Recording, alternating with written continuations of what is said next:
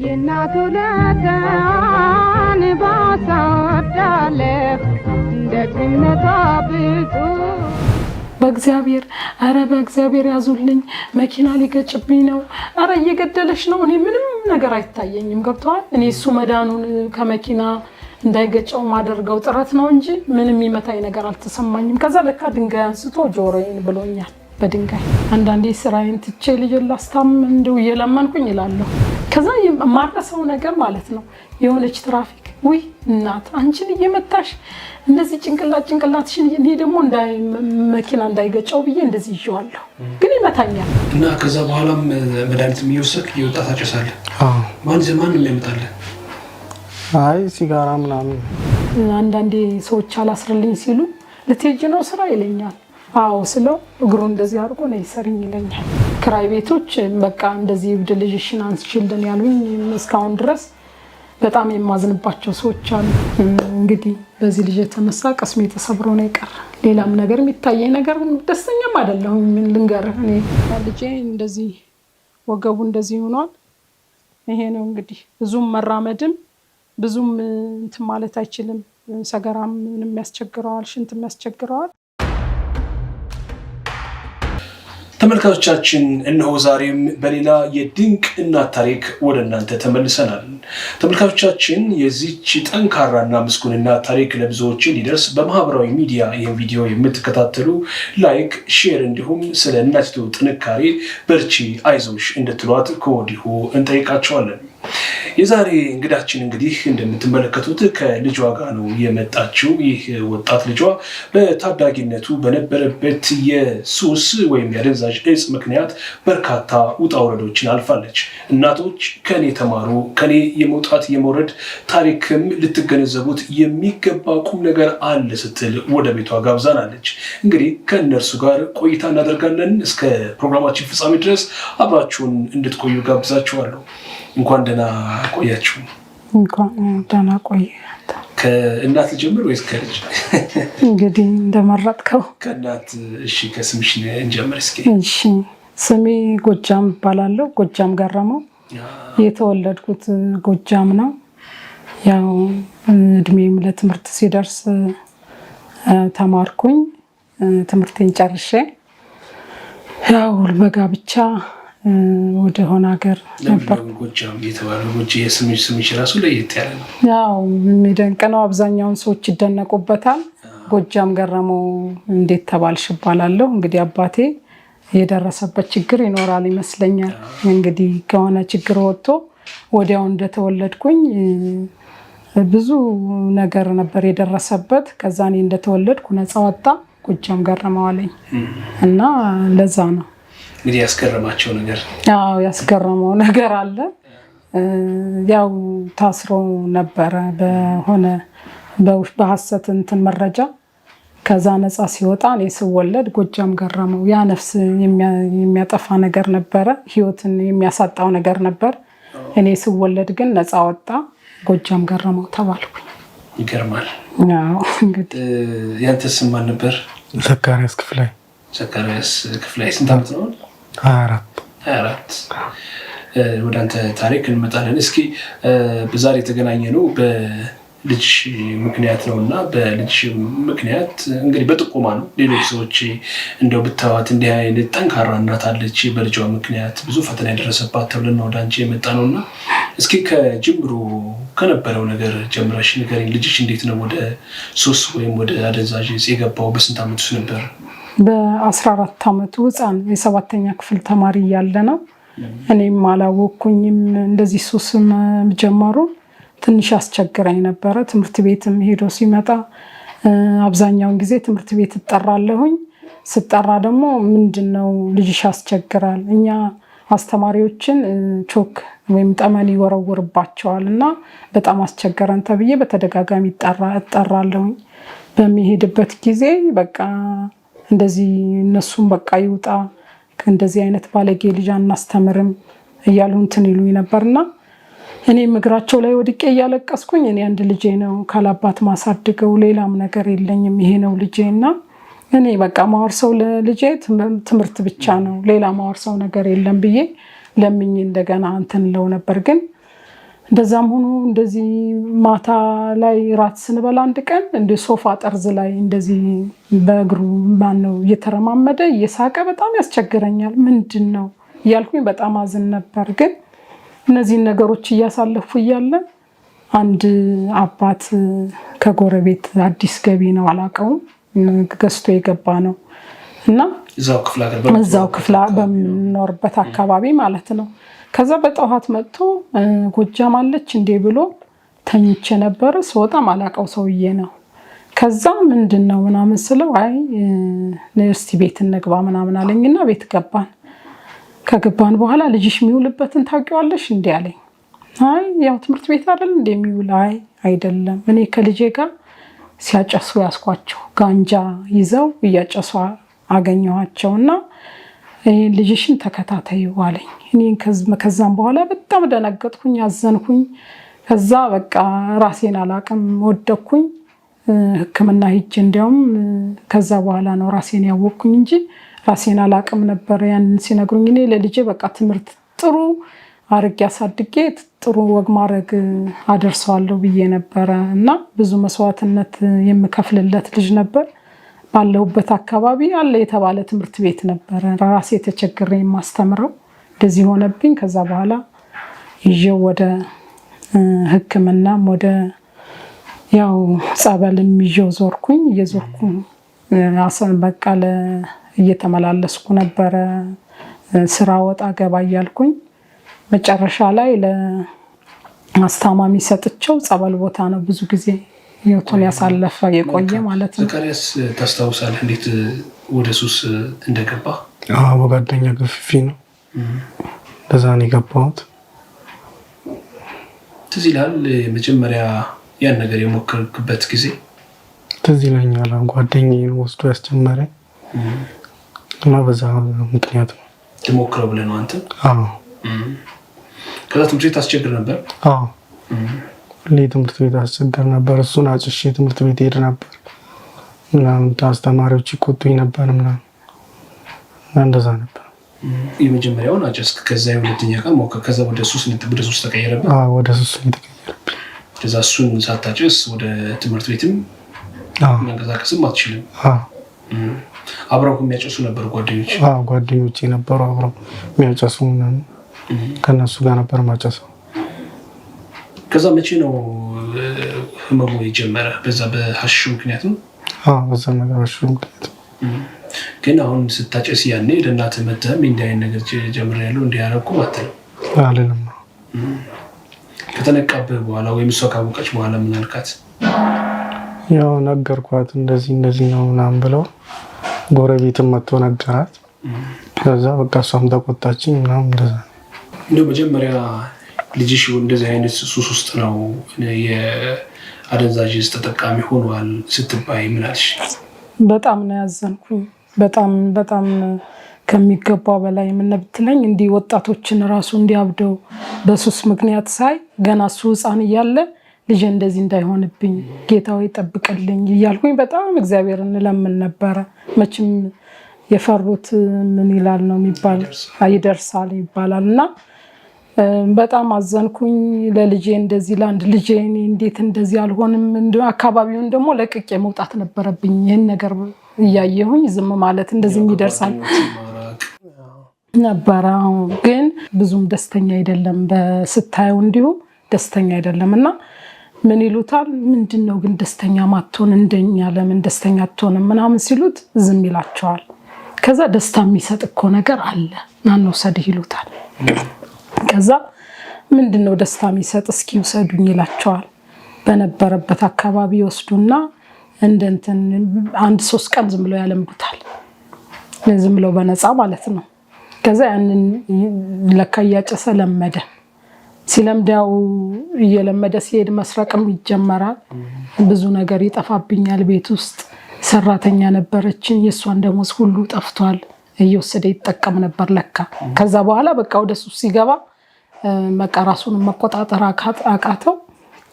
ከዛ ይሄ ነገር ምንድን ነው እያልኩኝ በጣም እያዘንኩኝ በቃ ስራ ቦታ ራሱ ገረባ እየለቀመ መጥቶ እስከ ውስጥ ድረስ መጥቶ ይጠራኛል። ጥበቃዎች ራሱ ያስገቡታል የሷ ልጅ ነው በማለት ማለት ነው። ከዛም በቃ እኔ ስራ ትቼ እንደገና ይዤው እሄዳለሁኝ። እንደገና ደግሞ ይወጣል። አሁንም እንደገና ስናስረው እንዲማሰር ራሱ የሚያስርልኝ ሰው አጥቼ አንድ ጊዜ እንደዚህ እኛን ሊያስረን እንደውም እንደገና እኔ ሊያስረኝ የሚገርም ነገር ጉልበቱ ጉልበት አይደለም። ሰራተኛዋም እኔም አልቻልንም። መጨረሻ ላይ አመለጠን ባጥር ዘሎ። ይሁሉ በ14 ዓመቱ ማለት በ14 ዓመቱ ማለት ነው። ግን ምልክቶች አላየሽም ጀማምር በነዛ ጊዜያት የነበሩ? አይ ይበጠብጣል እና ይበሳጫል። የሚባለውን ነገር አይሰማም፣ ይሳደባል። በቃ በጣም ከቁጥጥር ውጭ ሆነብኝ። ግን ምንድነው ፈጣሪ እያልኩኝ ወደ እግዚአብሔር ነበር ማማረር። ምንድነው ይህን ሁሉ መስዋዕት መከፍልለት ልጅ ለምን እንደዚህ ያደረክብኝ እላለሁ። ግን እሱ ለካ ወደ ሱስ ገብቶ ብዙ ደረጃ በቃ ደርሷል ማለት ነው ሳላቅ። ግን ወላጆችን ምነግራቸው ነገር ልጆች የት ነው የሚውሉ፣ ምንድነው የሚያደርጉ፣ ከማን ጋር ነው የሚውሉ? አሁን እሱ በጓደኛ ግፊት ነው እንደዚህ የሆነ።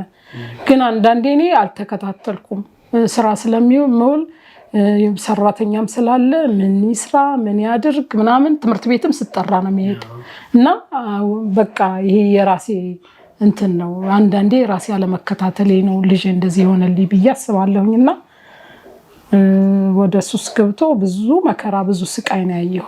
ከዛ እንግዲህ ሱሱ ወደ ህመም ሲቀየርበት ወደ ጸበል ይዘሽ ለመሄድ ቆረጥሽ። ከዛ በፊት ግን ሕክምና ነው ወደ ሱስ ማገገሚያ ለመውሰድ ሞከርሽ ነው?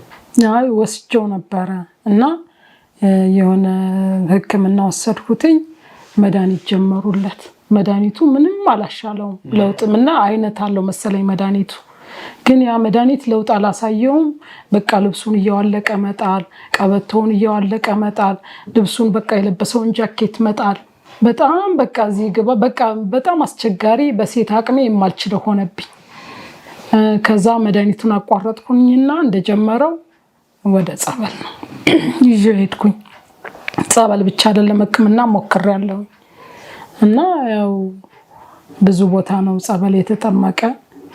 እንግዲህ አንዳንዴ ወደ ወደ እግዚአብሔር ወደ ጸበል ብቻ ሳይሆን ሕክምና የሚያድነው አለ። እንግዲህ እሱ ሕክምና ሆኖ ሊሆን ይችላል ብዙ ዋጋ ያስከፈለኝ ማለት ነው። እንግዲህ 10 ዓመት ሙሉ ከባድ ነው፣ ቀላል አይደለም። እና እንደዛ ሆኖ እንግዲህ ይኸው እንደምታየው አለ ማለት ነው። እሺ ልጄ ዘካሪያስ ክፍላይ ይባላል። የምታዩት ልጅ የ24 ዓመት ልጅ ነው፣ ልጄ ነው እና የአእምሮ በሽታ ታማሚ ነው።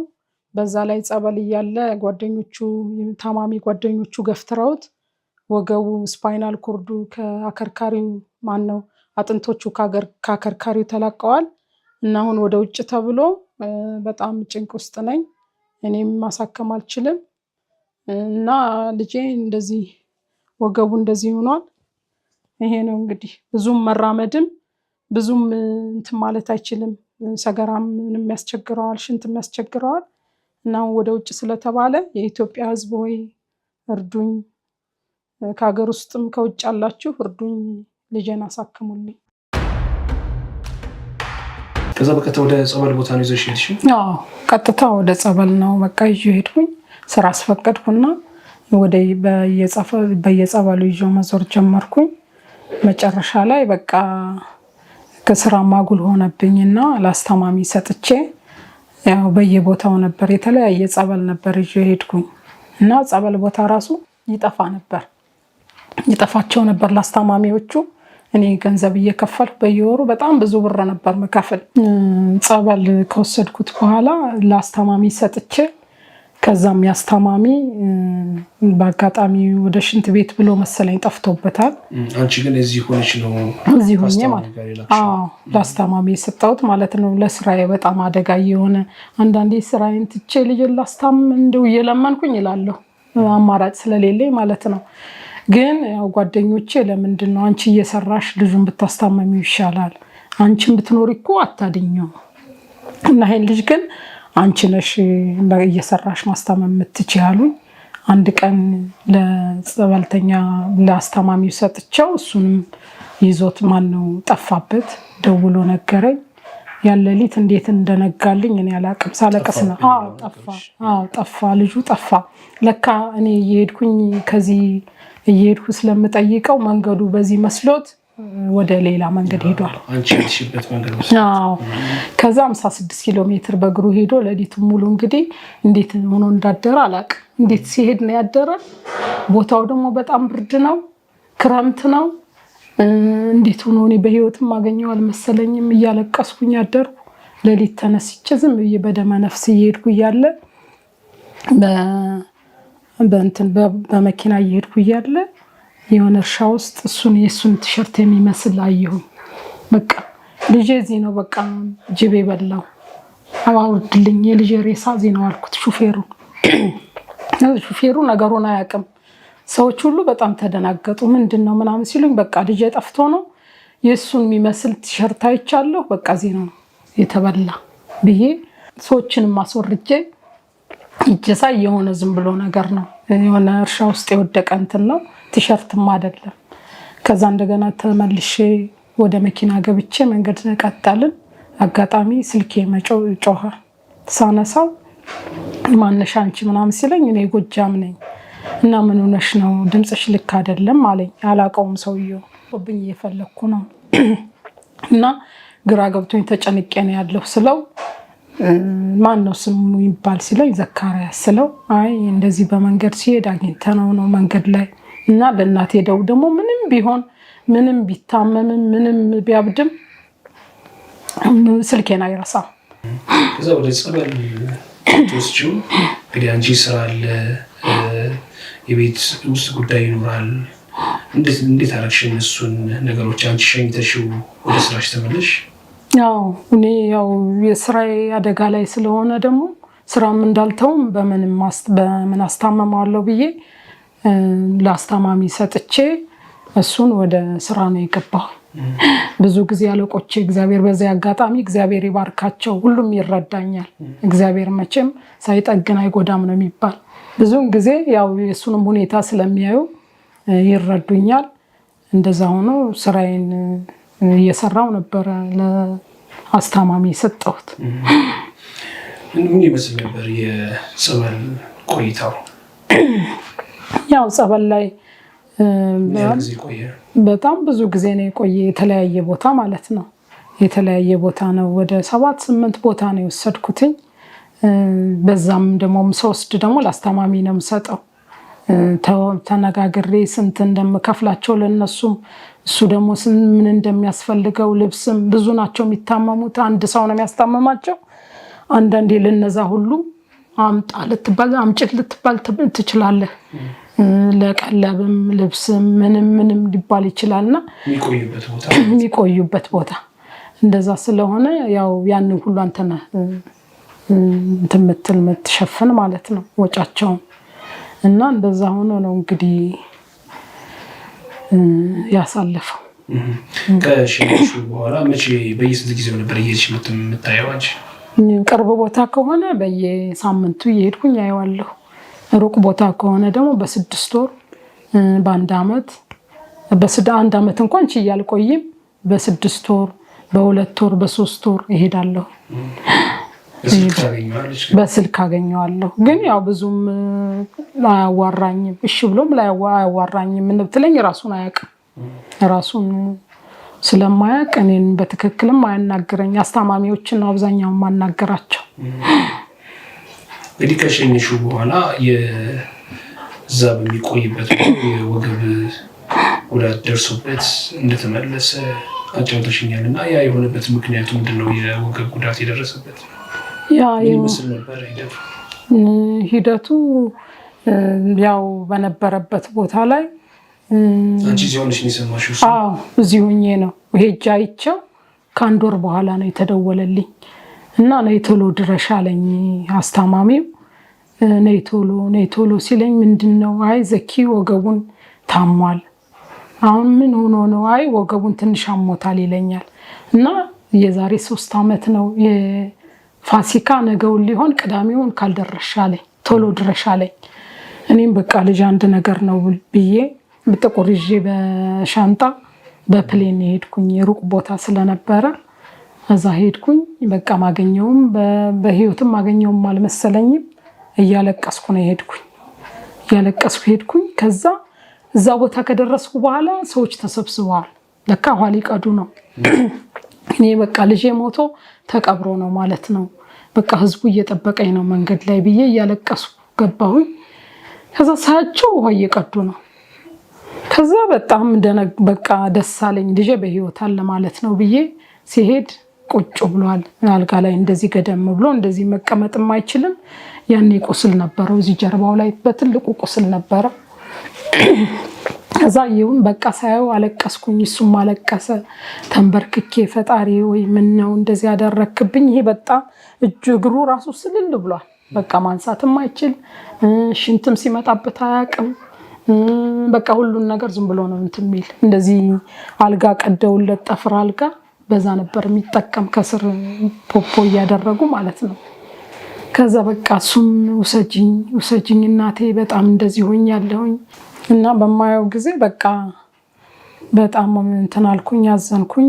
እኔም አብዛኛውን ጊዜ እንደዚህ ሊፈወሱ ሲሉ ወገባቸውን እንደዚህ ያደርጋቸዋል እና ተጠምቀው ስለሚድኑ በቃ ይዘሽው አትሂጂም እንደዚህ ሆነሽ አለኝ አስታማሚው።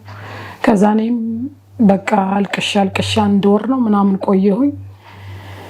በቃ እንግዲህ እስቲ የተወሰነ አስጠምቁትና የሚሻለው ከሆነ ጥሩ ነው፣ ማይሻለው ከሆነ ግን ይዘህልኝ ትመጣለህ አልኩት። በቃ ይዘህልኝ ና፣ እኔ ልጄን ከሞተም እዚሁ ቀብረዋለሁ፣ ሚድን ከሆነም የሚሆነውን ይሆናል፣ ይዘህልኝ አልኩት። እሱም ከልጆቹ ጋር ጠቅልለው ወደዚህ መጡ፣ ይዘውልኝ መጡ። እዚሁ መጣ። ያው መንቀሳቀስ አይችልም፣ ሁሉም በዳይፐር ነው፣ አልጋ ላይ ሆኖ ሁሉን ነገር የሚጠቀም ሽንቱንም ምኑም በዳይፐር ነው። ከዛም እንደገና ሕክምናም ወሰድ ነው። ስንወስደው የአጥንት ቲቢ ነው አሉን። ያንን የአጥንት ቲቢ መድኃኒት ታዘዘለትና 1 ዓመት ወሰደ። 1 ዓመት ከወሰደ በኋላ ትንሽ ቀና ማለት አጎብጦም እንደዚህ አጎንብሶም ቢሆን መንቀሳቀስ ጀመረ። የሚገርመህ ነገር የአይምሮ መድኃኒትም እንዲህ ስላልጀመረ እንደዛም ሆኖ ሱሱን ይፈልግ ነበር። ይጠይቃል፣ ይሄዳል። እንደዛም ሆኖ ሰው እያዘነ እያለቀሰ በየመንገዱ በቃ እንደዚህ በአራት እንትኑ ማለት ነው ትችለን እንደዚህ እጁን እንደዚህ እያደረገ ይሄዳል። አልፎ እኔ ሰዎች እንዴት እንደሚሉት እኔ በሌለሁበት ነው እና የት ሄዶ ነው ብዬ ስፈልግ በቃ የት ምን እንደሚወስደው አላውቅም። ይጠፋ ነበር። ይሄን ፍለጋ መሰለኝ። ግን እንደዛም ሆኖ አጭሶ ይመጣ ነበር። እዚህ ከመጣ ያንን መድኃኒት እየወሰደ ማለት ነው አጭሶ ይመጣ ነበረ። እዚህ መበጥበጥ ጀመረ። ሰላም ነሳኝ። በቃ ምን ላድርገው ብዬ አንድ ቀን እንዲያውም እንደዚህ አጎንብሶ እየሄደ ጸበል ይዤው ሄድኩኝ። ጸበል ይዤው ሄጄ ስንመለስ ታክሲ ውስጥ ገብቶ እንዲህ ቁጭ ብለን እንዲሁ ሳታስበው ነው የሚመታ። እኔ ብዙውን ጊዜ ጭንቅላቴን ነው የሚመታኝ። ጭንቅላት ነው የሚመታ። ቁጭ ብለን እያለ የፊት የተቀመጠችዋን ሴትዮ በቦክስ ይመታታል። ታክሲ ውስጥ ማለት ነው ከመገናኛ እየመጣን። ከዛ እኔ ፖሊስ ነኝ ለምንድን ነው የምትማታ ምናምን ብሎ ሊመቱት ሲሉ እንዴ ምን አባ ፖሊስ ይልና ሁሉንም ይገጥማቸዋል። 12ቱን ሰው ከነ ሹፌሩ ገጠማቸው። ሹፌሩም ጥሎ ወረደ። ከዛም ወደ በቃ ይዘሽልን ውረጂ፣ እኛ አናውቅም፣ በቃ የራስሽ ችግር ነው፣ እኛ ልታስገድይን ነው ብለው እንትኖች አወረዱኝ ማለት ነው። ተሳፋሪዎች ወርጄ እንደዚህ ይዤው ትራፊኮቹ መጡ። ምንድን ነው ምናምን ሲሉኝ አይ እንደዚህ ያመዋል እና በቃ አስቸግሮ ነው ተማቶ ነው ታክሲ ውስጥ ያው መገናኛች መዞሪያው አካባቢ ማለት ነው አደባባዩ እንዲያለፍን እያለ ነውና ትራፊኮቹ እየጠየቁኝ ያለ ጀነጠቀና እነሱ ማሯሯጥ ጀመረ። ከዛ ማረሰው ነገር ማለት ነው የሆነች ትራፊክ ውይ እናት አንቺን እየመታሽ እንደዚህ ጭንቅላትሽን እኔ ደግሞ መኪና እንዳይገጨው ብዬ እንደዚህ ይዤዋለሁ፣ ግን ይመታኛል፣ ራሴንም እያዞረኝ ነው። ግን ኧረ በእናታችሁ እርዱኝ፣ ልጄ በእናታችሁ ያመዋል፣ መኪና ይገጭብኛል፣ ራሱን አያውቁም ምናምን እያልኳቸው ነው። ሁሉም ማንም የሚረዳኝ ምን በሽተኛ ስለሆነ ስለሚማታ ሁሉም ፈራ። ከዛ ትራፊኮችም አይዞሽ እያሉኝ ይሮጡ። ከዛ እየመታኝ ወደ ቤታችን መጣን በእግር ከዚህ እስከዛ በእግር እንግዲህ መገናኛ ጀምሮ እያረፈ ነው እሱ። ግን ምንም ፈራሁኝ በጣም። ከዛ በቃ ሰውንም ይመታብኛል እያልኩ መኪና ውስጥ አስፓልት ላይ ይገባብኛል እያልኩኝ እያለቀስኩ እያዘንኩኝ ወደዚህ ይዤው መጣሁ እያረፍኩኝ። በጣም ብዙ ሰዓት ጨረሰብን።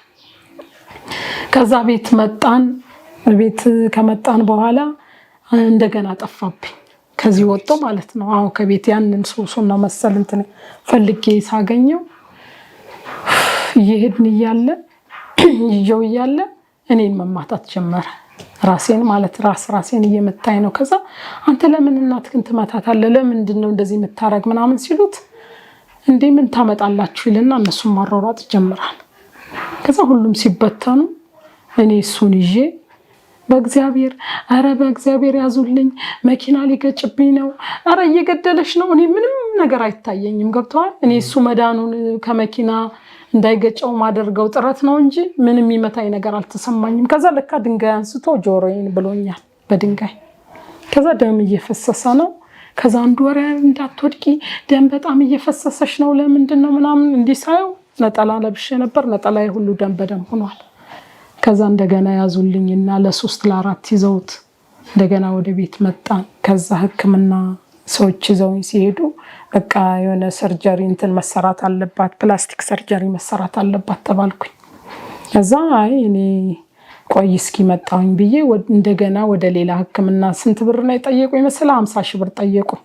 50 ሺህ ብር አስይዤና ሰርጀሪው ይሰራልሽ ሲሉ ወደ ሌላ ሕክምና ሄጄ ማታ ላይ ነው ጠዋት ነው እንደዛ የሆንኩኝ። ማታ ላይ እንደገና ሰፉኝ። እግዚአብሔር ይመስገን ዳነልኝ። እና ብዙ ችግር ነው ያሳለፍኩኝ። ይሄን የሚባል ነገር እንዲህ በቀላሉ ነው የምነግርህ እንጂ ከባድ ችግር ነው ያሳለፍኩኝ። ዘካሪያስ ስትወድቅ ትዝ ይልሃል? ምን ሆነ ነው? ልጆች እንዲህ ሊያስሩኝ ልጠመቅ ስል ጸበል ማለት ነው። ከዛ ይገፉኛል፣ ሲገፉኝ ይመታኛል። ብረት ሲመታኝ እንዲሆንኩ ብረቱን የመታከው? አዎ ብረት መታኝ። ከዛ በኋላ መንቀሳቀስ አልቻልኩም? አዎ ከዛ በኋላ አቃተኝ። በቃ እንቀሳቀስና አቃተኝ። ሽንት ቤትን መጠቀም ምናምን አቃተኝ። ከዛ እንዲሆንኩ እና አሁን በዛ የነበሩ ጊዜያትን ታስታውሳቸዋለህ? አሁን እሷ ጋር አንተ ስትፈለጋ ስትወጣ እሷ ላይ የድብደባ ስታደርግ አካል ጉዳት እንደዛ እሱ ትዝ ይለኛል። እና ብዙ ጊዜ ትፈልገኝ ነበረ ስጠፋ ምናምን እና ብዙ ቦታ ነው የፈለገችኝ። እና ከዛ በኋላም መድኃኒትም እየወሰድክ እየወጣ ታጨሳለህ? አዎ። ማን ነው የሚያመጣልህ? አይ ሲጋራ ምናምን ስለማላገኝ ምናምን እዚህ እሱን ምናምን ነው የምጠቀመው። ሲጋራውን ነበር የምታጨሰው? እዛም እያለ ሲጋራ የምታጨስ ነበር? አዎ አጨስ ነበር። ጫትም ሲጋራም ነው? አዎ። እና ተጨማሪ ደግሞ አሽሽ? አዎ። ማንም ያመጣላችሁ አሽሹን? ሄደን እንገዛለን። የሚሸጥበት ቦታ አለ፣ ሄደን እንገዛለን። ታውቁታላችሁ? አዎ። ምን አይነት ስሜት ነበር የሚሰማ እሱን ስታጨስ? ያው ደስተኛ ያደርገኛል ምናምን፣ ፍሬ ያደርገኛል ምናምን፣ እንደዛ ነው የሚሰማው። ከዛ ጸበል ቦታ ሄደህ ሲጋራ አምጣልክ? አዎ። ከዛ የለም ምናምን አለ። ከዛ ምን አይነት ስሜት ነው የሚሰማው? ሲጋራ ስታጣ ወይም ያንሱ ሳታገኝ ስትቀር ምን አይነት ስሜት ነው የሚሰማው? በቃ ያዛጋኛል ምናምን ነገር፣ ደስ አይለኝም ምናምን፣ ያበሳጨኛል ምናምን። ጭንቃል? አዎ ጭንቅ፣ እንደዛ ነው የሚሰማው። እና ግዢ ሊብላ አታውቅም? እሷንስ አውቃለሁ ግን አትገዛልኝም። ስለማትገዛልኝ ያው ብር ምናምን ከቦርሷ ሄጄ አነሳለሁ። እዛ እንደዛ ነው። ለምን አይነት ጊዜያትን አሳለፍሽ አንቺ ከዛስ በኋላ? ይህ በጣም አስቸጋሪ ጊዜ ነው ያሳለፈው። የሚገርም ነገር ለሱ ብዬ እንደዚህ ሰራተኛ ሳስገባ አይቀመጡልኝ። ምን ብትለኝ በጣም ይበጠብጣል፣ ዕቃ ይሰባበረ፣ ይፈራሉ። እንኳን እኔም እናት ስለሆንኩ ነው እየተመታሁኝ ብዙ ነገር እየደረሰብኝ ችዬ ልጄ ነው ምን አደርገዋለሁ እንግዲህ። ሌላ ነገር ትዳር ቢሆን ትፈተዋለህ ሲያስቸግርህ፣ ወይም ጓደኛ ሲያስከፋ ትተዋለህ። ልጅ ግን ምን ታደርገዋለህ? እግዚአብሔር አምላክ ብቻ ባርኮ ሲሰጥህ ነው እንጂ እንዲህ አይነቱን አንዳንዴ እናት ምን ያንሳ ምንድን እናትነት በምን ትገልጸዋለህ? በጣም ከባድ ነው። እናት እብድ ሆናም ልጆቿን አጥልም እና እኔ ያላሳለፍኩት ችግር እኔ እንጃ። እኔ አንዳንዴ ሌሊት ቁጭ ብዬ አድራለሁ። ቁጭ ብዬ አድሬ ሰዓት ሲደርስ ደግሞ ወደ ስራ ሄዳለሁ። በቃ ቁጭ በይ እዚህ ብቻዬን ነኝ ቁጭ በይ። እሱ ሲለፈልፍ ሲጮህ ያድራል። እንዲሁ ሲጮህ ያድራል። እንደዚህ ወሬው አይቋረጥም። እንቅልፍም አይወስደውም፣ ምግብም አይበላ። በቃ ሰላም ንስት ነው የሚያደርግህ። ጭንቀት በቃ ጭንቀት። እኔም ራሴ ምን ልክ አይደለሁም አይምሮዬ ማለት እችላለሁ። እሱ ሲያብድ፣ እሱ ሲጮህ፣ እሱ ሲጨነቅ ሳይ በጣም እያዘንኩኝ እግዚአብሔርን እያማረርኩ ነው ምኖር የነበረና እንደዚህ ጠዋት ሰዓት ሲደርስ ማለት ነው አንዳንዴ ሰዎች አላስርልኝ ሲሉ ልትሄጂ ነው ስራ ይለኛል። አዎ ስለው እግሩ እንደዚህ አድርጎ ነው ይሰሪኝ ይለኛል። ራሱ ነው ይሰሪኝ። በቃ ስራ ልትሄጂ ነው እንዴ ይለኛል። ከዛ ስሬው ሄዳለሁኝ። አንዳንዴ በቃ ቆሜ አለቅስና ስራ ሊሄድ ስል ምን አለበት ፈጣሪ ወይ ምን አለበት ብትፈውሰው፣ ምን አለበት አንጀትህን ይበላሃል። እንዴት ነው ታሙ እንደዚህ ነይ ሰሪኝና ሂጂ ሲልህ ለምዶት ማለት ነው። እሱ በጣም የሚያሳዝን በቃ በጣም አለቅስና እንዲሁ ስራ አንዳንዴ ልቅር ወይስ ልሂድ እላለሁ የእሱን ሁኔታ ሳይ ማለት ነው። እና እነዚህ ነገሮች ስለሚፈጠሩ አብዛኛውን ወደ ጸበል ነው የምወስደው። ያው ስለሚያሳዝነኝ ጎረቤትም አከራይም ደግሞ ይሄን ልጅሽን እንደዚህ እየበጠበጠ ነው ልጆቻችንን አንድ ነገር ቢያደርግልብንስ መልቀቅ አለብሽ እየተባልኩኝ ስንት ቦታ ለቅቄያለሁ በዚህ ልጅ የተነሳ ማለት ነው። ክራይ ቤቶች በቃ እንደዚህ እብድ ልጅሽን አንስችልን ያሉኝ እስካሁን ድረስ በጣም የማዝንባቸው ሰዎች አሉ። እና አንዳንዴ ወዶም አይደለም ሰውም ለነገሩ ወዶ አይደለም። ልጆች አሉ፣ ህፃናት አሉ፣ ብዙ ነገር አለ። እንደዛ እንደውም ልብስ ሁሉ አታስጭ የተባልኩበት ጊዜ አለ። የልጅሽን ልብስ አንቺም ልብስም ማስጣት አትችይም፣ ማስጫ ራሱ ይከለከሉኛል። እና ይህን ሁሉ ችግር አሳልፈናል። አሁን እንግዲህ አይነት ልጅ ሲኖርሽ አሁን እንኳን ብቸኛ ልጅሽ ቢሆንም ከመጀመሪያው ከልጅነቱ ከታዳጊነቱ አንስቶ በሱስ ከጠመደበት ጊዜ አንስቶ በጸበልም በሕክምና ስትንቀሳቀሽ እንግዲህ ያው ገንዘብ ያስፈልጋል መቼም። እንደው አንቺ ብቻሽን ነው ሲንግል ማም ሆነሽ ነው ልጅሽን እያሳደግሽው ያለሽው እና እንዴት አለፍሻቸው እነዚህ አይነት ጊዜያት? የገንዘብ እንትኑ አስቸጋሪ ስለሚሆን ከየት ታገኝ ነበር? ያው እኔ እንደውም ከዚህ በፊት ያስቀመጥኳቸው ወርቆች ነበሩ። አንዳንድ እቃዎችንም እያወጣሁ ሽጫለሁ። ለሱ ማስታመሚያ ስል ብዙ ዋጋ ከፍያለሁኝ። የነበረኝን ሁሉ አጥቻለሁኝ። ከሰውም ራሱ ተበድሬያለሁ። ብዙ ጊዜ በብድር ራሱ ሰውን አሰልችቻለሁኝ።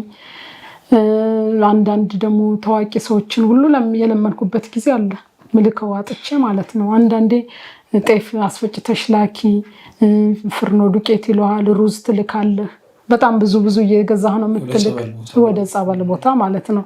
ለሌሎችም ስለ አብሩ ከሱ ሲበላ ሌሎቹ መቼም ጸጥ ብለው አይታዩም። እና ያ ስለሆነ ብዙ ዋጋ ከፍያለሁ። ራሴን አጥቻለሁ። ብዙ ዋጋ ከፍያለሁ። ይሄ ነው የማልለው በገንዘብ የማይተመን። እኔ አንዳንዴ እሱን ራሱ እንዴት ትገልጸኛለህ እለዋለሁ አሁን ማለት ነው።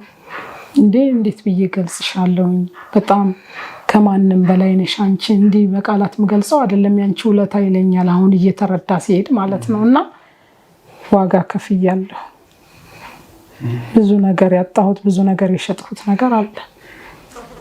እንግዲህ ስራ ስትሄጂ ደግሞ የሚጠብቅልሽ ሰው ይኖራል። እንዳየሁት ደግሞ ሰራተኛ የለሽም። እንዴት ነው የምታደርጊው ወደ ስራ ስትሄጂ? እሱ ደግሞ ከቤት አይወጣም። አሁን ባለበት ያው ጎረቤት አደራ ብዬ ነው የምሄድ። እዩት እያያችሁት ያው ደውሎ ስለሚጨናነቅ 30 ጊዜ ስለሚደውልልኝ እኔ የምደውልለታለሁ። ጎረቤትን እስኪ ከፍታችሁ እዩ ነው የምል። አንኳኩ ቢተኛም ከፍታችሁ ግቡና እዩት ነው የምል። እንደዚህ አይነት በዚህ አይነት ሁኔታ ነው እንግዲህ ያለ። ዘካሪያስ እንዴት ነው የምትለው? ቢስ ያው እዚህ ነው የምውለው፣ አልወጣም ከቤት ነው። እንደዛ ነው። አሁን የጀርባ ህመም ምንድን ነው የሚሰማ? መንገድ ብዙ ጊዜ ሲሄድ ይደክመኛል፣ ያመኛል፣ አልችልም መንገድ መሄድ።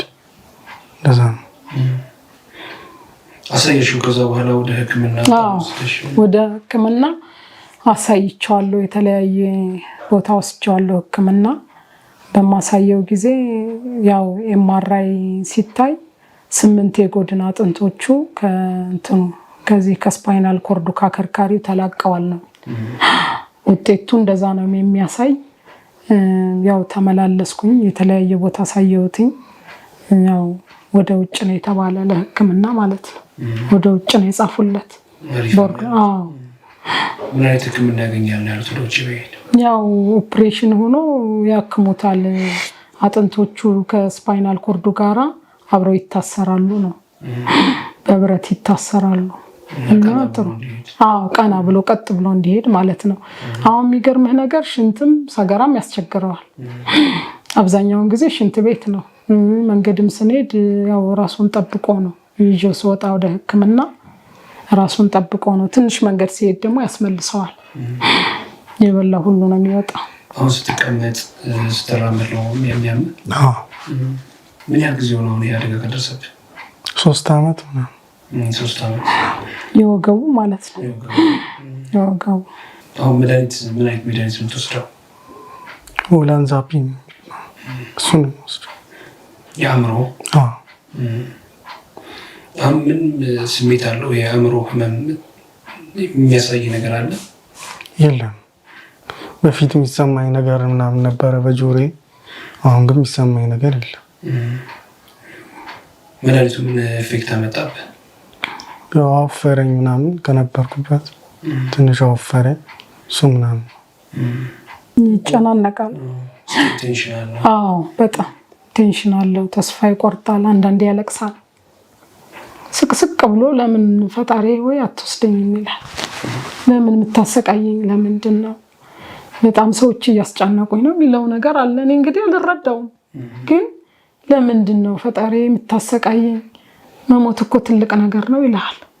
እኔ እንዲሁም በሱ እየተበሳጨሁ ነው። በቃ እንደዚህ አንቺ ምንም አትረጅኝም፣ እኔ እኮ እጨናነቃለሁ። የእኔ መኖር ምንድን ነው? ፈጣሪን ውሰደኝ ብዬው ነው የምለምነው እኮ መኖር እኮ አልፈልግም ይላል በዚህ ሰዓት ማለት ነው።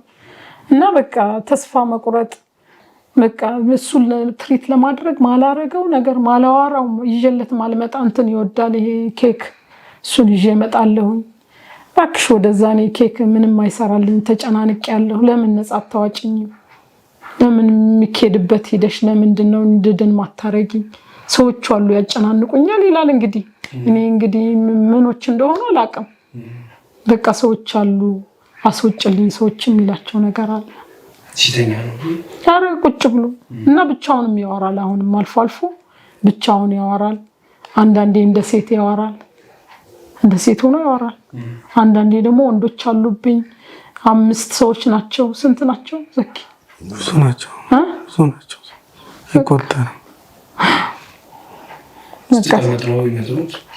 ስቀመጥ ማለት ምግብ እየበላው የሆነ ጊዜ ማለት ነው እና ከስራ መታሰብ ቅዳሜ ቀን ነበር እና ምግብ እየበላው ምግብ ሰጣኝ። ከዛ የሆነ ነገር ግብት አለብኝ ውስጥ ማለት በአፌ ማለት ነው። ከዛ ሲገባ ሰው ነው ምናምን። ከዛ ሳየው ያዋራኛል ምናምን ነገር ደነገጥኩኝ በጣም። ከዛ እንደዚህ ነገር እንደዚህ እኮ ነው እንደዚህ ሆኜ ምናምን ብዬ ለሷ ነገርኳት።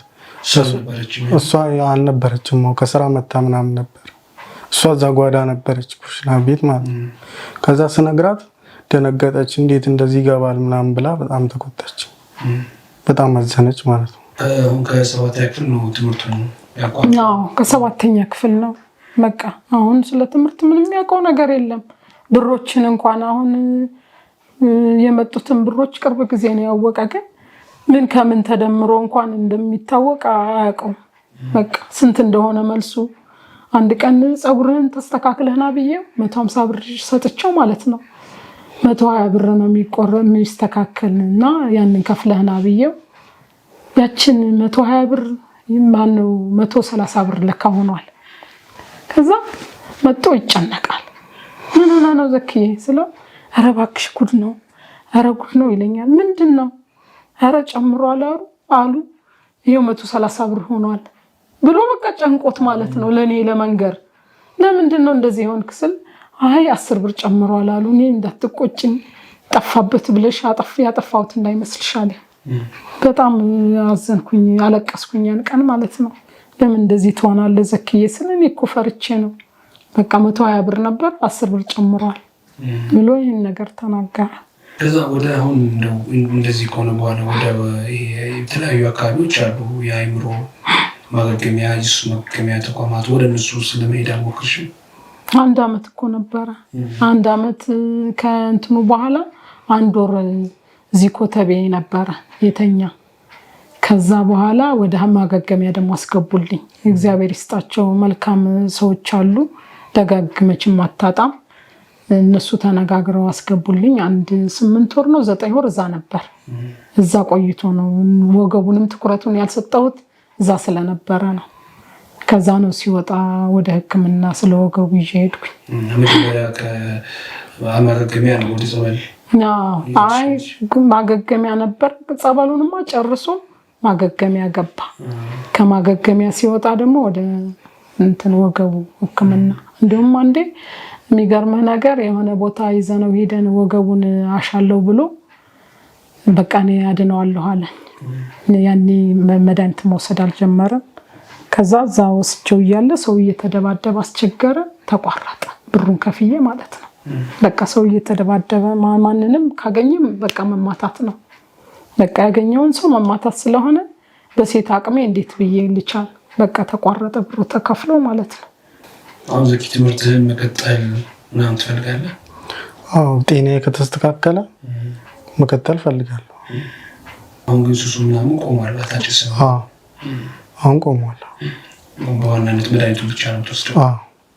አሁን በእነዚህ ጊዜያት ብዙ ጣውሎች ይሆናሉ፣ ነገርሽኝ፣ ብዙ ያዘንሽባቸው ጊዜያቶች ይኖራሉ እንደ እናትና ያው ደግሞ እሱም ብቸኛ ልጅሽ ስለሆነ በጣም ያዘንሽባቸውና ምን ነው ያው መቼም እናት ስትሆኝ ያው መጀመሪያ ፍሬ ስጠኝ ይባላል።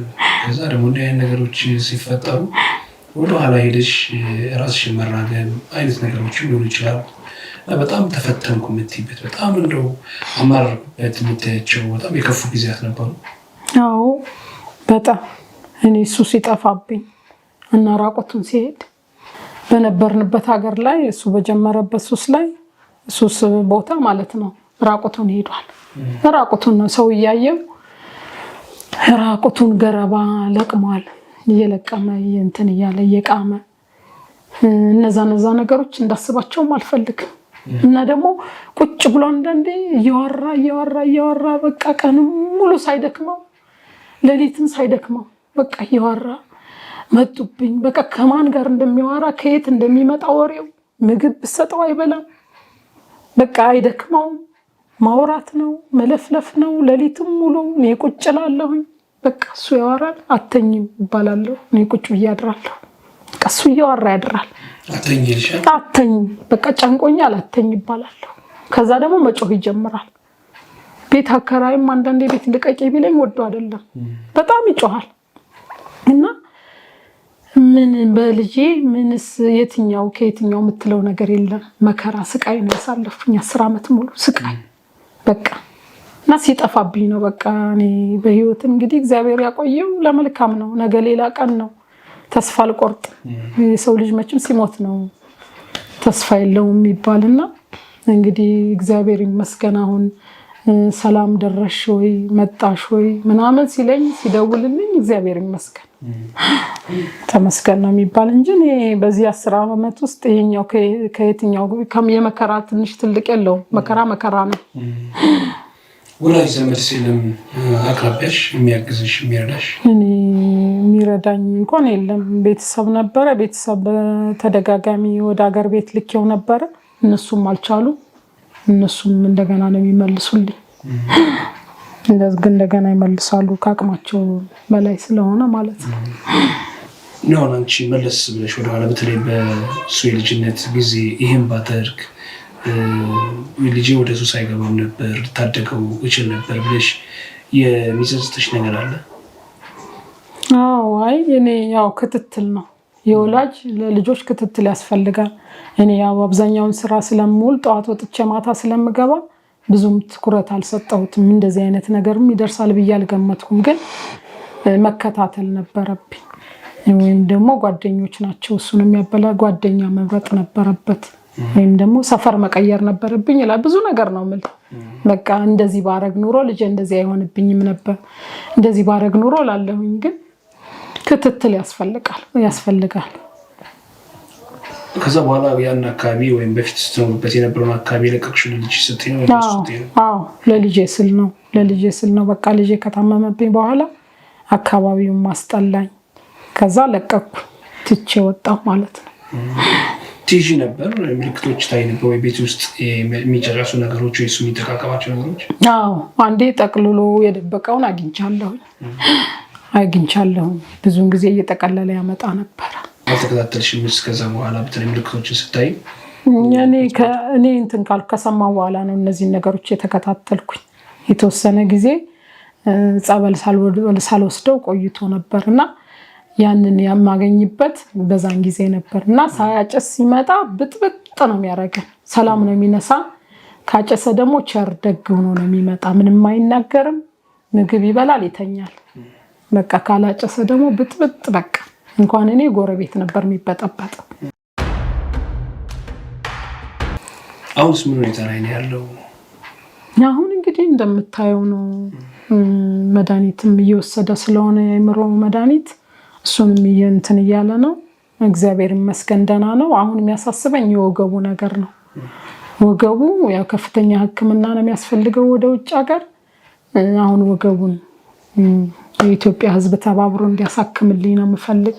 እዚህ ሀገር መታከም አይችልም ብለው ነው? እዚህ በቃ ጽፈዋል፣ እንግዲህ እነሱ ጽፈዋል። ብዙ ቦታ አሳይቼዋለሁኝ። እንግዲህ ወደ ውጭ ሄዶ እንዲታከመው። የት ነበር የታየው?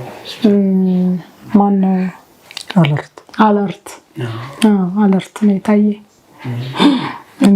የመንግስት ሕክምና ማለት ነው። እዛ ነው ደግሞ ቦርዶች የሚጽፉ፣ የግል ሳይሆን የግልም አሳይቼዋለሁ። እዛ ነው መጨረሻ ላይ የወሰድኩት እና ግን ነርቡ ራሱ ትንሽ ልትነካ ትንሽ ሊደርስበት ትንሽ ነው የቀረው ነው ያሉ። ስለዚህ እሱ እንደውም በሰርጀሪ መስተካከል አለበት ነው? አዎ በሰርጀሪ እንደውም የሆነ ሕክምና ላይ በቃ እንደዚህ ሆኖ ነው የሚቀጥል ነው ያለች ዶክተሯ። እንደዚህ መስተካከል አይችልም እንዲሁ ነው የሚቀጥል ስትለኝ እንደገና ነው ወደዛ የወሰድኩት፣ ወደ አለርት ማለት ነው።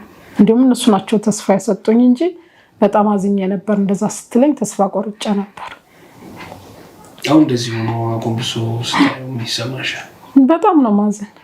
በጣም እንደ ጓደኞቹ መሯሯጥ ሲችል ተመርቆ ትልቅ ደረጃ ሲደርስ መድረስ ያለበት እሱ እንደዚህ አጎንብሶ አቃተኝ ሲል ከቤት ሳይወጣ እንደዚህ ሆኖ ከአይምሮ ጋራ በጣም ከባድ ነው።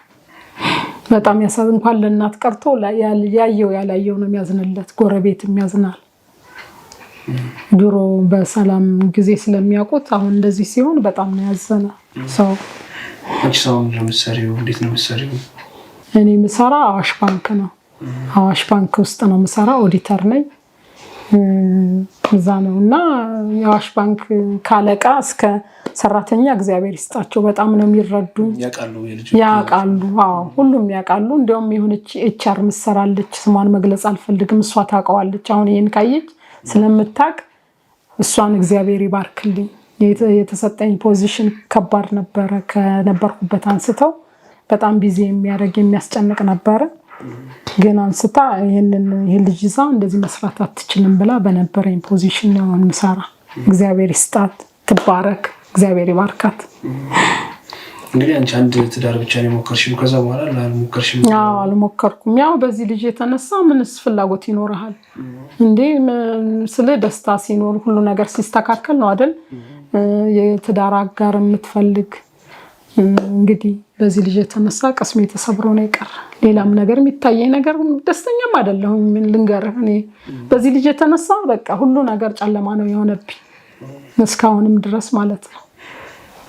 እንደዛ እንግዲህ በሂደት አንቺ ላይ የአካል ወይም የፊዚካል ጉዳት እንዳለ እየነገርሽኝ ነበርና እንዲህ አይነት ልጅ ስትይዢ ደግሞ እንደነገርሽኝ አሁን እረፍት ማጣት አለ፣ ጩኸቱ አለ። ያው እሱ የሚሰማው ህመም ያው እና ስለሆንሽ አንቺም ስለሚሰማሽ አንዳንዴ ጤና መጓደልም ይከሰታል እና በዛ ምክንያት በእነዚህ ጊዜያት ውስጥ ጤናሽ የታወከባቸው ጊዜያት የሉ አሉ?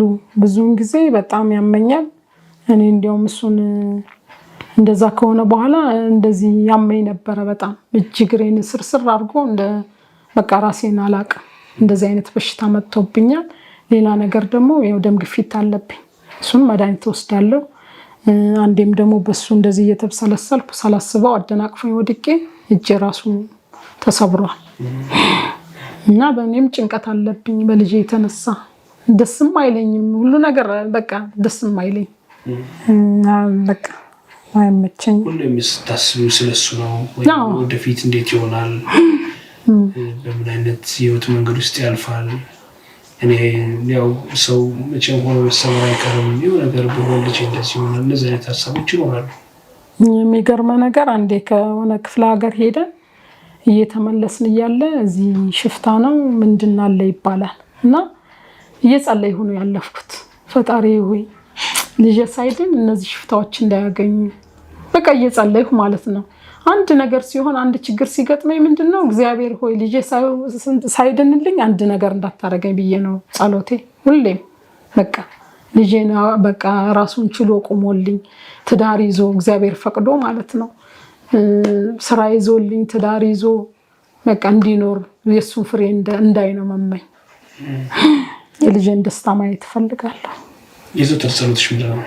ልጄን ማርልኝ በቃ ልጄን ማርልኝ አድንልኝ። እግዚአብሔርን ስጨቀጭቀው ነው መሰለኝ ነገሮችን ሁሉ ያጠነከረብኝ።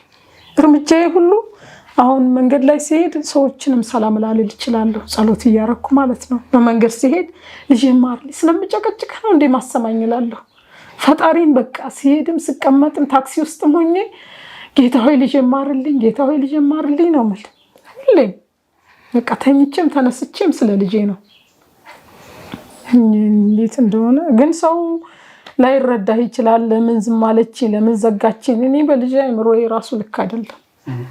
ስራም በመተጋገዝ እግዚአብሔር ይስጣቸው ሰራተኞች ብዙ ነገር እየሸፈኑልኝ ነው ያለው። እግዚአብሔር ይመስገን። አለቆችም ጥሩ አለቆች ናቸው። በተለይ ስታፎች ያለሁበት ስታፍ የተባረኩ ናቸው እና እንደዛ ነው ያለሁኝ። ያው ጠንካራ ነሽ አንቺ። እንግዲህ አሁን ከነገርሽኝ ወይም ካሳለፍሻቸው አንፃር አሁን እንግዲህ 24 ዓመት ማለት ቀልድ አይደለም። ከዛ ውስጥ ግማሽ ያክሉን እድሜውን በስቃይ በእንዲህ አይነት የህይወት ምስቅልቅል ውስጥ ማለፍ ለሱም ላንቺም ይሁን ቀላል እንደማይሆን እሙን ነውና አሁን አንዳንዴ መቼም ብዙ ወጪ ይኖራል ከቤትሽ የምታወጪው። ያው ለሱም ለሕክምናው የተቸገርሽባቸው ጊዜያቶች የሉም በፋይናንስ ደረጃ? አሉ እንጂ አሁንም ራሱ ችግር ላይ ነኝ። እሱ ማሳከሚያ ማለት ነው። ያው እንደነገርኩ ብዙ አሳልፍ ያለሁኝ፣ ብዙ ቸግሮኛል፣ ብዙ አጥቻለሁኝ፣ ብዙ ነገር ነው ያሳልፍ። በቃ በማጣቱም ጤና በማጣቱም በእኔ ጤና ጉድለት ማለት ነው ብዙ ችግር ነው ያሳልፍኩኝ። ጤነኛ ልጅ ይዘህም ትቸገራለህ እንኳን በሽተኛ ልጅ። አሁን ይሰማል? አሁን ደህና ነኝ እግዚአብሔር ይመስገን። ታግዛለህ እናትህን አሁን? አዎ። በምንድን ነው የምታግዛት? ያው ቤት ምናምን ስራ እሰራለሁ ምናምን በዛ ነው የማግዛት። እንግዲህ አንተ በሱስ ምክንያት በጀመርከው በልጅነት በታዳጊነት በጀመርከው ሱስ ምክንያት ያንተም ህይወት ወደ ከፋ ነገር ወስደሃል። የእናትንም ህይወት ምስቅልቅል ውስጥ ከተሃልና ምናልባት በአንተ በዛ በጀመርከው እድሜ ውስጥ እያለፉ ያሉ ልጆች ታዳጊዎች ይኖራሉና ምንድን ነው የምትላቸው? ያው ከሱስ ጓደኛ መረጡ ነው የምለው እና እንደዛ ነው የምለው። አሁን እንደው እዛ ጓደኞች ትገናኛቸዋለህ? በተለያዩ? ኧረ አልገናኛቸውም። የት እንዳሉ ማታውቅም? አዎ። ምንም ትውስ አይልም ወደኋላ? ትዝ ይለኛል። ያን ሱስ የምትወስድባቸው ቦታዎች አይደለ? አዎ። ስትወስድ የነበረው ስሜት፣ አዎ። እነዛ አብረው ሲወስዱ የነበሩ ልጆች ምን ሰዓት ነበር ብዙ ጊዜ የምትወስዱት? ጠዋት ጠዋት ወደ ትምህርት ቤት ከመግባታችሁ በፊት? እና ከሰዓት ምናምን ማታ እንደዛ ነው እሱ። በቀን ስንት ነው እንዴ? በቀን ብዙ ነው የምንጠቀመው። ብዙ ነው የሚወሰነው? አዎ። እና እንደዛ አሁን ወደ ኋላ መለስ ብለህ ስታስበው እንደው እንዲህ ያለ ባላረኩት አለ አይደል? በጣም ትሰጣለህ? አዎ በጣም። ወደፊት ያው ይህን ያህል መስዋዕትነት የከፈለችልህን እናትን ደግሞ ታቆራለህ የሚል እምነት አይደል? አዎ። ከነዚያ የሱስ መንገዶች ራስህን አርቀህ ከርም ብለህ እነዛን ነገሮች በአዲስ ምዕራፍ በአዲስ ህይወት መንገድ ራስክ ደግሞ እያስጓዝክ በነዛ አዳዲስ መንገዶች እየተጓዝክ ደግሞ መልካም ህይወት መንገድ ይኖርሃል ብዬ አምናለሁ። እኔ በግሌ ስለ እናትህ ስታስብ ምን ይሰማሃል? በጣም ቃላት ያጥረኛል ስለሷ መናገር ማለት ለኔ ያደረገችልኝ ነገር ብዙ ነገር ነው። በጣም ውለታ ከፍላልኛለች እና በዚህ አጋጣሚ አመሰግናታለሁ። በጣም ማትረሳቸው ጊዜያቶች አሉ ከሷ ጋር በተገናኘ? ብዙ ነገር አለ። እስኪ አንዱ ነገር የምታስታውሰው? ያው በጣም ሱስ ተጠቅሜ ስገባ ትመከረኛለች፣ ተው ትለኝ፣ ዘኪ ተው ትለኛለች፣ እንደዚህ ማድረግ የለብህም ምናምን ትለኛለች። እንደዛ ማድረግ የለብህም፣ ነገ ተምረህ እኛን ረድተህ መኖር ነው ያለብህ፣ ጥሩ ነገር እየሰራ ምናምን ትለኛለች። በጣም ዘኪ እንደዚህ እኮ ጉዳይ እንደዚህ መታኝ ስትልስ ትለኛለች። አዎ ይቅርታ እላታለሁ። እኔ አይታወቀኝም እላታለሁ። በዛ ሰዓት ስለሚያመኝ አይታወቀኝም እናቴ ምናምን እላታለሁ። ይቅርታ ትጠይቃታለህ? አዎ። እስካሁን ድረስ ያው ዋጋ እየከፈለች ያለችው ለአንተ ነው። ህይወቷን ዋጋ መስዋዕት አድርጋለች፣ ጊዜዋን መስዋዕት አድርጋለች። ግን አንተ አሁን አለህበት ደረጃ እንድትደርስ ማለት ነው። ከዚህ በኋላ ደግሞ በምን መልኩ ነው የምትክሳት አንተ? ያው ተምሬ ነገ ትልቅ ሆኜ ስራ ይዤ ምናምን እረዳታለሁ እግዚአብሔር ካለ እና እንደዛ። ትጸልያለህ? አዎ እጸልያለሁ። ምን ብለህ ነው የምትጸልየው? ያው እኔንም ጠብቀኝ፣ ጤናዬን ስጠኝ፣ እናቴንም ጠብቅልኝ፣ ቤተሰቦቼን ጠብቅልኝ ብዬ ጸልያለሁ። እንግዲህ አሁን ከሌላው ጊዜ በተለየ ያው የደህንነት ስሜት ነው ያለው። ያው እንግዲህ አሁን እያወራን ነው። በመልካም ሁኔታ መድኃኒት እየወሰድክ ነው። መድኃኒቱ እስከ መቼ ነው የሚወሰደው? ያው እስከሚሻለኝ ነው፣ በደንብ እስከምድን ማለት ነው። እንደዛ ነው። በየምን ያህል ጊዜ ነው የምትሄደው ወደ ሐኪም ቤት? በየወሩ በየአንድ ወሩ። በየአንድ ወሩ ቼክ ታደርጋለህ? አሁን ምን አይነት ደረጃ ላይ ነህ አለው? አሁን ያው አሪፍ ደረጃ ላይ ነህ ብለው መድኃኒት ይቀይሩልኛል ሲሄድ እና አሪፍ ደረጃ ላይ ነው ያለው ብለውኛል። ሰውነቱ ለምንድን ነው እንደዚህ የጨመረው በመድኃኒቱ ምክንያት?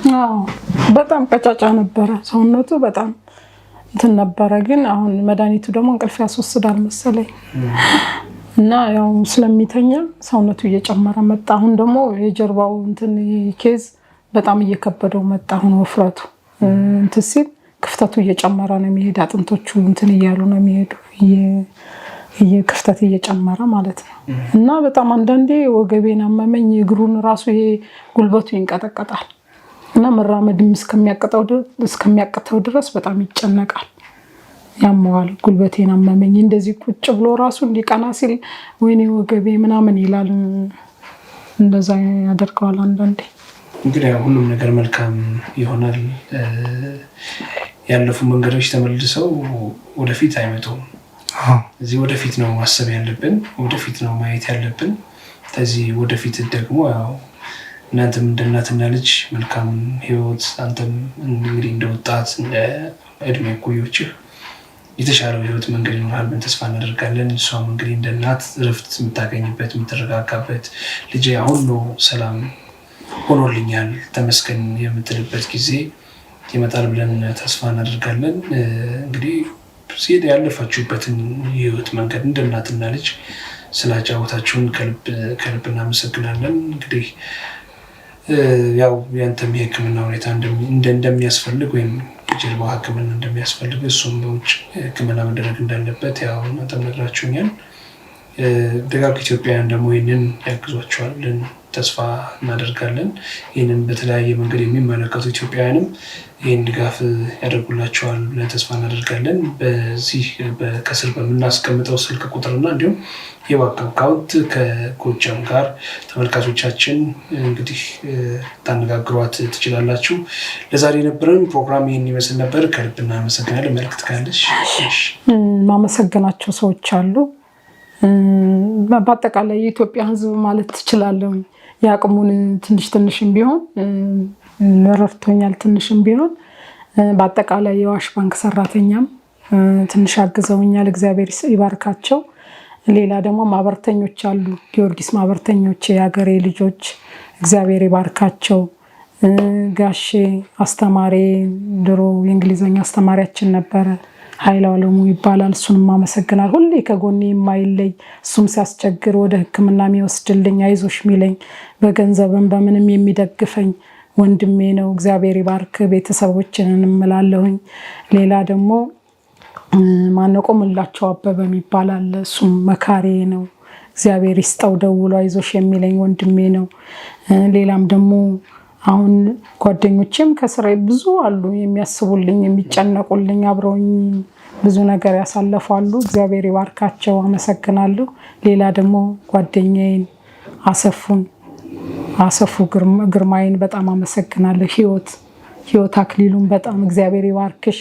ይሄው ስራ ሳይኖራት ቤት ቁጭ ብላ ነው እናንተን ተነጋግራ ይሄን ሁሉ እንድቀረጽ ያደረገችኝ አሜሪካ የምትኖር ህይወት አክሊሉን በጣም አመሰግንሻለሁ። ስራ ሳይኖርሽ ይህን ዋጋ ክፍልሽ እንደዚህ ስላደረግሽ እናመሰግንሻለን። ሁላችሁንም ያላመሰገንኳችሁ እንግዲህ አመሰግናለሁ። ስማችሁን ያልጠቀስኳችሁ አመሰግናለሁ።